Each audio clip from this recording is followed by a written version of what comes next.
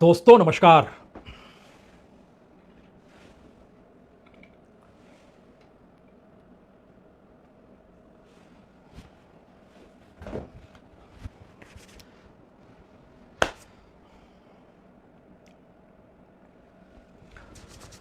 दोस्तों नमस्कार। एक शोर था जो थम गया। बीते 70 दिनों से समूची दुनिया उस युद्ध की तरफ देख रही है जो कब थमेगा या फिर कब भड़क जाएगा।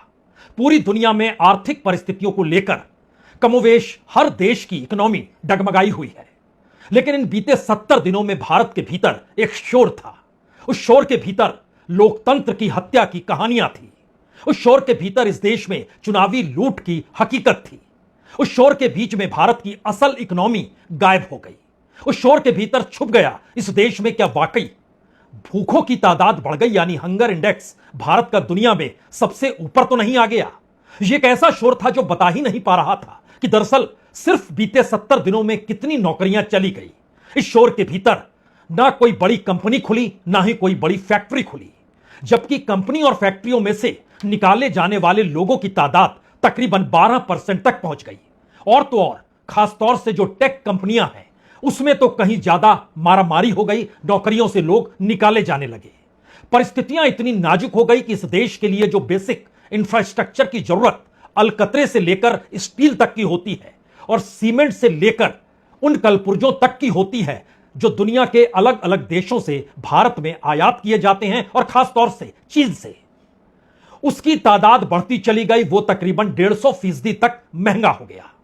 इस दौर में भारत का इंपोर्ट एक्सपोर्ट में जो घाटा है वह भी दुगने से ज्यादा हो गया। डॉलर के मुकाबले रुपया जब खिसकना शुरू हुआ तो खिसकते खिसकते 94 रुपीज 47 पैसे पर भी आकर टिक चुका है। और इन सब के बीच शेयर बाजार से 1,80,000 करोड़ रुपए विदेशी निवेशक निकाल कर चले गए। क्या ध्यान दिया जाएगा? ध्यान तो देना पड़ेगा, क्योंकि इस दौर में जब कुछ माल भारत पहुंचेगा नहीं और भारत के भीतर जो खपत है वो सरकारी सब्सिडी और सरकारी योजनाओं के आश्रय ही इस देश को खींच कर चलती है, तो उसकी भरपाई कौन करेगा? वो सब्सिडी उज्ज्वला योजना के तहत तकरीबन 10 करोड़ कनेक्शंस जो है वहां तक आपको 300 रुपए सब्सिडी में गैस पहुंचानी है, लेकिन गैस की कीमत अंतर्राष्ट्रीय बाजार में और किल्लत के बाद क्या असर करती है यह कॉमर्शियल गैस से हर कोई समझ गया। 1700 रुपए में जो मिलता था गैस, कॉमर्शियल गैस, उसकी कीमत दुगनी हो गई, 3000 रुपए पार कर गई। यानी यह एक ऐसा संकट है जिसमें चुनाव के शोर शराबे में सब कुछ दबा रहा। अब नया सवाल यह है, क्या जेब तक बात पहुंचेगी या फिर एक ऐसी किल्लत होगी जिस किल्लत का सामना यह देश कैसे करे? 80 करोड़ लोगों को अनाज भी तो मुफ्त में देना है। जो भी सब्सिडी है उस सब्सिडी के तहत इस देश का फर्टिलाइजर भी तो आता है, लेकिन फर्टिलाइजर ही नहीं होगा तो क्या होगा? जब ये सारे सवाल हम आपसे अब करने वाले हैं, उससे पहले दो हकीकत और समझ लीजिए। युद्ध, ऐसी कोई संभावना नजर अभी तक नहीं आ रही है कि वाकई युद्ध खत्म हो जाएगा।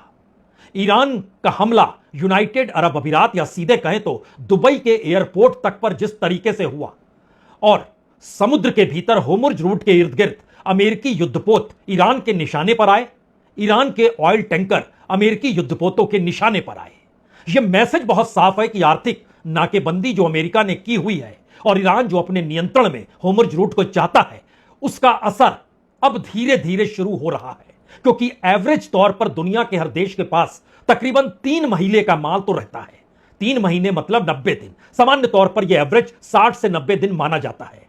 वो चाहे खाद्य पदार्थ हो, चाहे फर्टिलाइजर हो, चाहे ऑयल हो, और चाहे अपनी करेंसी को टिकाए रखने की स्थितियां ही क्यों ना हो, चाहे वो रोजगार हो, चाहे कंपनियों का प्रोडक्शन हो। और इस दौर में जो समुद्र के भीतर की आवाजाही तकरीबन 15 से 20% तक बढ़ गई, उससे जो लॉजिस्टिक पर असर पड़ने लगा, उसका असर भी महंगाई के साथ कैसे अब देश के भीतर किन किन जगहों पर आ रहा है। जब यह सवाल बड़ा हो चला है कि जो भी कंपनियां एफएमसीजी या फिर हिंदुस्तान लीवर या फिर नेस्ले जो भी प्रोडक्ट है, कीमत बढ़ने वाली है। यह मैसेज के साथ ऑयल कंपनियों का भी जिक्र अगर कर लीजिए तो सरकार को हर दिन 1000 करोड़ का नुकसान हो रहा है। यानी पूरे महीने जोड़िएगा तो यह 30,000 करोड़ रुपए सीधे पहुंच जाएगा।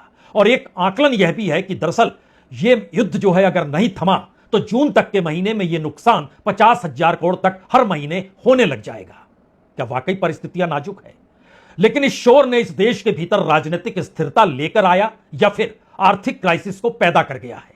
अब इस पर सरकार कौन सा निर्णय लेगी और किन किन क्षेत्रों में क्या क्या होने वाला है, उससे पहले आज की इस शानदार तस्वीर को देख तो लीजिए।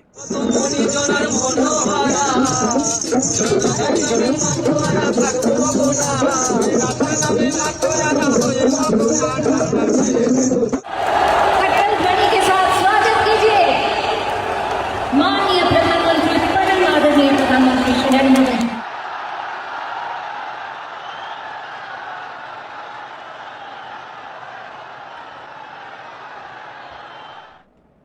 ऐसी ही तस्वीरें बतलाती है कि भारत का लोकतंत्र यूं ही दुनिया में मशहूर नहीं है, और उस लोकतंत्र का मतलब चुनाव होता है, और चुनाव के शोर तले बाकी कोई चीज मायने नहीं रखती है। तो सिलसिले को जरा पकड़ने की कोशिश कीजिए, क्योंकि ट्रेजरी बैंकरप्सी की स्थिति कहीं देश के भीतर ना आ जाए। इस दौर में करप्शन कहीं एक सिस्टम में तब्दील ना हो जाए। दुनिया से सामान जो हम मंगाते हैं और जो सामान बेचते हैं, उन दोनों के बीच का अंतर जो व्यापारिक घाटे के तौर पर होता है, वह एक ऐतिहासिक मुहाने तक ना पहुंच जाए। पहुंच रहा है, हम दिखलाएंगे आपको, लेकिन यह कल्पना कर तो सकते हैं आप, क्योंकि इस दौर में वर्ल्ड बैंक ने ही भारत की ग्रोथ को 6.6 से नीचे कर 6.4% पर कर दिया। इस दौर में इंटरनेशनल मॉनेटरी फंड ने भारत की इकोनॉमी जो रवानगी के साथ 5 से 4, 4 से 3 की दिशा में बढ़ती हुई दिखाई दे रही थी, झटके में छठे नंबर पर आकर खड़ी हो गई। इन्हीं 70 दिनों के भीतर खुले तौर पर वर्ल्ड बैंक और आईएमएफ की रिपोर्ट आई, जिसमें कहा गया कि भारत में जो ग्रेजुएट है उसकी तादाद कल तक 40% थी, अब वो बढ़कर 45% हो गई है, जिनके पास कोई रोजगार नहीं है। और जो इंप्लॉयमेंट 42.6% था, वो घटकर 41% पर आ गया, यानी वह भी बढ़ गया।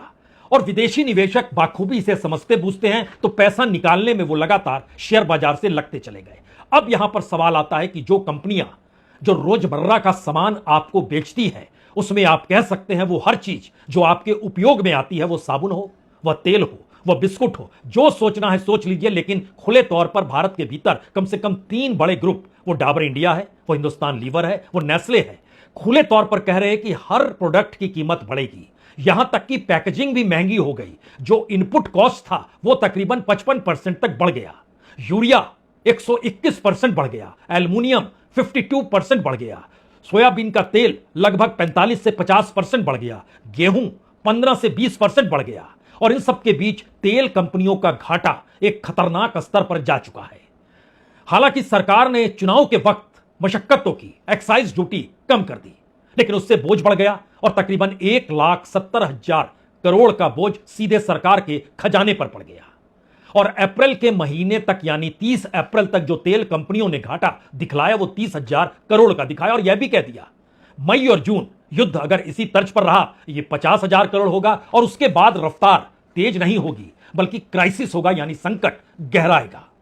इस संकट के क्या मायने हो सकते हैं, इसको अगर आप सिर्फ और सिर्फ कॉमर्शियल गैस से तुलना करते हुए, भारत के भीतर जो एलपीजी गैस घरों में आता है, जो उज्ज्वला योजना के लाभार्थी हैं, और इन सब के साथ हर दिन जो 20,000 टन गैस भारत आयात कर रहा है, अगर उसके भीतर झांकिएगा तो अगला सवाल यह भी होगा, तकरीबन 2 लाख करोड़ का चूना लगेगा। लेकिन हम जब पैसे का जिक्र आपसे कर रहे हैं, तो बार बार हो सकता है आपके जहन में हो, क्या दिक्कत है, नोट छाप लेंगे।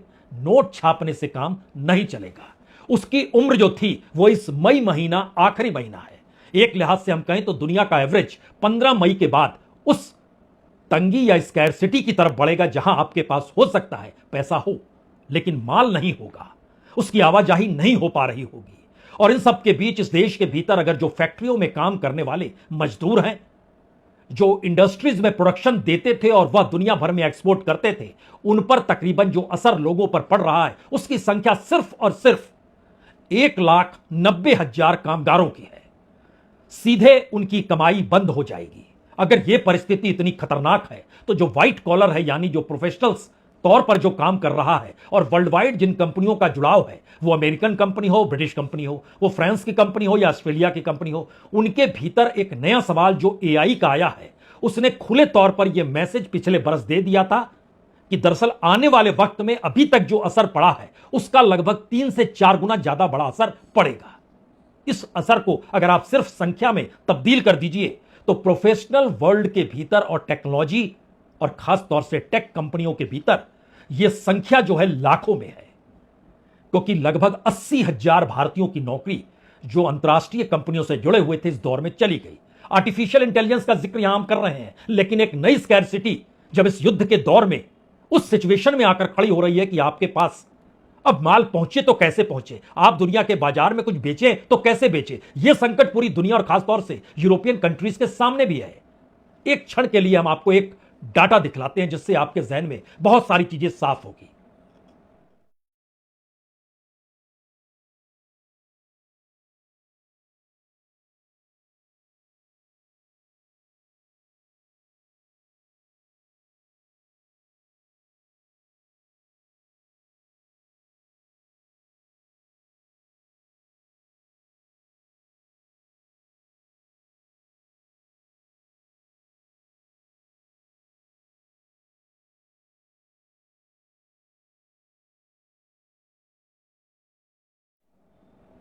दरअसल आंकड़ों के लिहाज से यह सिर्फ एक मैसेज है कि दुनिया भर का संकट और भारत में 70 दिनों का चुनावी शोर अब अगर वो थम गया है तो उसके बाद क्या होने वाला है, क्योंकि समुद्री बीमा प्रीमियम भी इस दौर में लगभग 200% बढ़ चुका है। माल ढुलाई की लागत लगभग 175% बढ़ चुकी है। जो लॉजिस्टिक था जो 2-3 हफ्ते अब ज्यादा केप ऑफ गॉड के रास्ते जो निकाला जा रहा है उसमें जो फ्राइट या का जो कॉस्ट था वो लगभग 20% तक बढ़ चुका है। संकट का जो जिक्र हम कर रहे थे ये बात तो दरअसल कतर में जो नेचुरल गैस प्लांट पर जो अटैक हुआ था और वहां पर जो एलएनजी टर्मिनल रस लफान था उसको मार्च में जब बंद कर दिया गया तो उसके बाद समूची दुनिया के लिए संकट था कि अब आपके सामने फर्टिलाइजर का संकट आने वाला है। तो भारत भी इससे अछूता नहीं है। यानी इस दौर में जो असर पड़ने वाला है भारत के भीतर, ट्रांसपोर्ट महंगा होगा, खाद्य पदार्थ महंगे होंगे, कई सेक्टर पर ऐसा सीधा प्रभाव पड़ेगा कि नौकरियां बड़ी तादाद में जा सकती है। दुनिया भर में ईंधन 20 से 30% बढ़ चुका है, लेकिन भारत के भीतर चुनावी शोर में वो अभी तक नहीं बढ़ा। बढ़ने में चीन भी है, जर्मनी भी है, ब्रिटेन भी है, नॉर्वे भी है, फ्रांस भी है। हर जगह यह कीमत बढ़ती चली गई है। यानी अब शुरुआत असल में हो रही है पश्चिम एशिया का संकट भारत पे किस तरीके से अब प्रभाव दिखाने वाला है, क्योंकि सरकार लौट आई है बंगाल से। सरकार अब व्यस्त नहीं है, उसने जीत हासिल कर ली, लेकिन देश की इकोनॉमी को संभालने के लिए उसके पास क्या इकोनॉमिक डिप्लोमेसी है, आर्थिक रणनीति है, उसके पास एनर्जी सिक्योरिटी को लेकर कुछ उपाय हैं, या सरकार कोई फैसला करेगी या नहीं करेगी, या फिर जो अभी तक वो फैसला लाभार्थियों को लेकर करती रही उस दिशा में वो कदम और कई योजनाओं के साथ बढ़ा देगी। क्योंकि इस दौर में हर राज्य के भीतर वो चुनाव जरूर जीता जिसने जनता से कहा कि हम आपको आर्थिक मदद खूब देंगे, हर क्षेत्र में देंगे, वो महिलाएं हो, वो बेरोजगार युवक हो, वो मजदूर हो, वो किसान हो, हर किसी को मदद दी जाएगी। पैसा आरबीआई नोट छाप देगा, लेकिन सवाल अब पहली बार किल्लत का है। यानी दुनिया के भीतर विकसित देशों से भी आपको टकराना है, जहां पर तेल भी चाहिए और जहां पर अनाज भी चाहिए, जहां पर फर्टिलाइजर भी चाहिए और जहां पे बड़ी बड़ी गाड़ियों की मौजूदगी भी होनी चाहिए। यानी कोई संकट इस तर्ज पे नहीं है कि एक क्लास भर को प्रभावित करेगा। ये अपर क्लास हो, मिडिल क्लास हो या लोअर क्लास हो, इसमें कोई दो मत नहीं। पहला बड़ा असर जो एवरेज निकाला गया है वर्ल्ड बैंक और आईएमएफ की तरफ से वो लगभग 7 to 14% एक झटके में लोअर क्लास पे असर पड़ने वाला है। लगभग 3 to 7% मिडिल क्लास पर असर पड़ने वाला है। लगभग 1 to 3% का असर अपर क्लास पर पड़ने वाला है। इस असर का मतलब और कमाई का ना होना, इन दोनों के बीच अगर आप खड़े हो जाइएगा तो एक झटके में हमें लगता है यहां जरूर कॉमर्शियल गैस का जिक्र करना चाहिए, क्योंकि भारत के भीतर कॉमर्शियल गैस के जरिए जो भी अलग अलग जगहों पर होटल भी चल रहे थे वो बंद होने की कगार पे क्यों पहुंच गए। सवाल यह नहीं है आपके पास पैसा है या नहीं है। मसलन दिल्ली में 1768 रुपए में जो कॉमर्शियल गैस मिलता था, आज उसकी रुपए में जो तुलना है वो 3071 रुपए हो चुका है, यानी तकरीबन दुगना। यही स्थिति कोलकाता की है। 1875 रुपए में जो गैस मिलता था कॉमर्शियल गैस, आज वो बाजार में 3202 रुपए का मिल रहा है। मुंबई के भीतर भी 3024 हो गया, चेन्नई के भीतर 3237 हो गया। सवाल ये नहीं है। सवाल यह है कि जब 1700 से 1019 के बीच 28 फरवरी तक या कहें 1 मार्च तक जो कॉमर्शियल गैस की कीमत थी, उसके बाद 15 मार्च आते आते उसकी ब्लैक मार्केटिंग इस देश में शुरू हो गई। सरकार लाख कहे लेकिन उसकी कीमत शुरू में 2500 पहुंची, फिर 3,000 पहुंची, फिर 3,500 पहुंची, फिर 5,000 पहुंची, फिर 5,500 तक पहुंच गई। तो सरकार को लगा कि दरअसल ब्लैक मार्केटिंग में जब लोग इस रूप में खरीद रहे हैं तो अब जरूरी है कि एक क्लास को साइडलाइन कर दिया जाए। जो अभी तक मानकर चलती थी 2,000-2,500 रुपए में मिल जाएगा, तो वो अब 3 से 3,500 के बीच में सरकार ने ही रेट कर दिया। वह तबका गायब हो गया। उसमें काम करने वाले मजदूर घर लौटने लग गए। जब वो मजदूर घर लौटे तो वहां पता चला इस बार फर्टिलाइजर नहीं है। और मुश्किल हालात में तेल भी शायद संकट में इसलिए है क्योंकि अगर किसी शहर के भीतर 6 पेट्रोल पंप हैं तो 2 में तो आपको तेल मिल जाएगा, 4 में आपको भटकना पड़ेगा, या लंबी लाइन होगी या नहीं मिलेगा। सिस्टमेटिक तरीके से हर शहर के पेट्रोल पंप में, चाहे वो इंडियन ऑयल का हो या हिंदुस्तान पेट्रोलियम का हो, शहर में ऐसी स्थिति ना आ जाए कि पेट्रोल नहीं है, किसी एक पेट्रोल पंप को रखा जाएगा। यानी कोई पेट्रोल पंप खाली होता है तो कल उसका टैंकर जाता था, भर के ले आता था। अब ऐसी स्थिति नहीं है। उसकी भी राशनिंग है, उसको भी तय कर दिया गया कि आपको 2 महीने से पहले नया टैंकर नहीं मिलेगा। और सिस्टमेटिक तरीके से बांध दिया गया, जैसे राज्यसभा के सदस्य नहीं होते हैं, 6 साल के बाद रिटायर होंगे, कुछ रिटायर हुए फिर कुछ नए आ गए, इसी तरीके से पेट्रोल पंप भी चल पड़ा। यह मैसेज और उदाहरण सिर्फ इस बात का है कि दुनिया भर से आने वाले मटेरियल के जरिए हम इस देश के भीतर जो भी टेक्नोलॉजी क्रिएट करते हैं, चाहे वो सेमीकंडक्टर हो, चाहे वह टेलीफोन हो, चाहे वो कंप्यूटर हो, या फिर दूसरे हर क्षेत्र में जहां पर स्टील हो, जहां पे आयरन ओर की जरूरत पड़ रही हो, जहां पे कोयले की जरूरत पड़ रही हो, जहां पर अलकतरे की जरूरत पड़ रही हो। अलकतरा भी दुनिया के बाजार में 40,000 रुपए प्रति टन जो था वो बढ़कर 80,000 रुपए प्रति टन हो गया। यानी बेसिक इंफ्रास्ट्रक्चर जो इस देश के भीतर सड़क का होता है, अब वहां पर सरकार के लिए मुश्किल हालात हो गए। आप कह सकते हैं टोल से वसूल लेंगे, यकीनी तौर पर वसूल लेंगे, लेकिन नया सवाल यह है कि इस संकट काल में कोई इकोनॉमिक विजन सरकार लेकर आएगी या नहीं लेकर आएगी। चुनाव जीतने के लिए उसके पास हर विजन है, लेकिन इस देश की इकोनॉमी, इस देश की बेरोजगारी और इस देश के लिए पेट भरने की वह स्थिति जो सामान्य तौर पर उसकी प्रति व्यक्ति आय थी या उसकी जो कमाई थी, उस हिसाब से जो 1 मार्च तक मिल रहा था, उसमें एवरेज कॉस्ट जो बढ़ा है वो 50% मिनिमम है। ये ओवरऑल स्थिति है। वो कितना बढ़ा है, वो बहुत बढ़ गया है। आप एविएशन के क्षेत्र में चले जाएंगे तो इंटरनेशनल ट्रेवल जो है वो मिनिमम 10,000 बढ़ा है, मिनिमम, मैक्सिमम मत पूछिएगा। यह एक बेसिक स्थिति आजकल खड़ी हो गई है। यानी 3 सवाल जो आखिर के सबसे बड़े सवाल है। पहला सवाल, चुनाव तो जीत गए, अब चुनाव जीतने के बाद एक बड़े निर्णय लेने हैं। उन बड़े निर्णय का सीधा असर इस देश के मिडिल क्लास और लोअर क्लास पे तुरंत पड़ेगा। अपर क्लास कुछ दिन तक उसको सहन करेगा, मिडिल क्लास के भीतर खुन्नस होगी, वो किसी रूप में बचत चीजों को किए हुए होगा, वो खर्च होगा, लोअर क्लास के पास कुछ नहीं बचेगा। यानी समाज के भीतर एक तनाव की परिस्थिति होगी। माल है नहीं, रियल एस्टेट तक की परिस्थिति नाजुक हो गई, सरकार क्या करेगी? यह पहला सवाल है। दूसरा सवाल, जो एक्सपोर्ट इंपोर्ट में भारत के मजदूर, भारत के कर्मचारी, वो चाहे बासमती चावल ही क्यों ना हो, वो चाहे टेक्सटाइल इंडस्ट्री ही क्यों ना हो, वो चाहे सबसे शानदार चमक वाला बाजार जो सूरत में चमकता है यानी डायमंड का बाजार ही क्यों ना हो, इन तमाम जगहों पर काम करने वाले करोड़ों कामगारों के सामने इस वक्त संकट आ चुका है। और इसका खुला असर दिल्ली के इर्द गिर्द, वो नोएडा हो, वो गुड़गांव हो, देख सकते हैं। फरीदाबाद, गुड़गांव और नोएडा, इन्हीं जगहों की इंडस्ट्री को टटोल लीजिए, लगभग 45% इंडस्ट्रीज में काम ही नहीं है। क्या करेगी सरकार? कोई विजन है?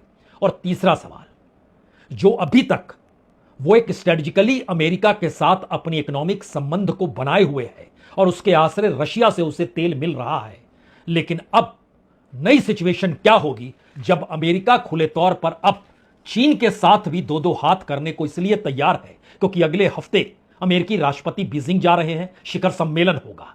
चलने से पहले उन्होंने खुले तौर पर कह दिया, जो भी कंपनियां, वो चीन की सरकारी कंपनी हो या प्राइवेट कंपनी हो, उस पर हम सैंक्शंस लगा रहे हैं जो ईरान की से तेल खरीदती है।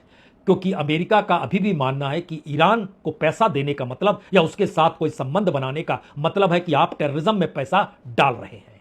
और जो नए सैंक्शंस लगाए गए उसमें उसका कहना है कि उस पैसे से ईरान ड्रोन बनाता है, मिसाइल बनाता है।